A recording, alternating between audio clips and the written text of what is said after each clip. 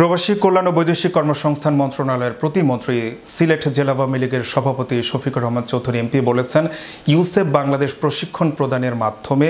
দক্ষ মানবসম্পদ তৈরি করে বাংলাদেশের উন্নয়নের অগ্রযাত্রায় অগ্রণী ভূমিকা পালন করছে। সিলেট শহরতলির বটেরস্থ অফিস প্রাঙ্গণে ইউসেফ বাংলাদেশ কর্তৃক আয়োজিত ইউসেফ বাংলাদেশের 50 বছর পূর্তি উদযাপন অনুষ্ঠানে প্রধান অতিথির বক্তব্যে তিনি এই কথা বলেন।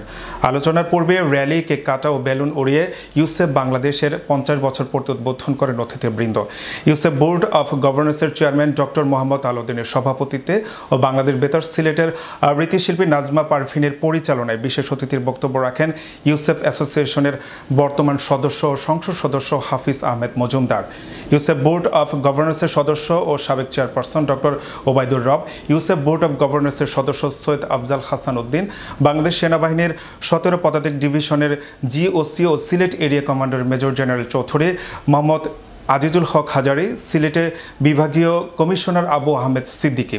অন্যান্যদের মধ্যে উপস্থিত ছিলেন সিলেট প্রেস ক্লাবের সভাপতি ইকরামুল কবির ইকু, সিলেট জেলা প্রেস ক্লাবের সভাপতি হাসিনা বেগম, সিলেট প্রেস ক্লাবের সাধারণ সম্পাদক মোহাম্মদ সিরাজুল ইসলাম।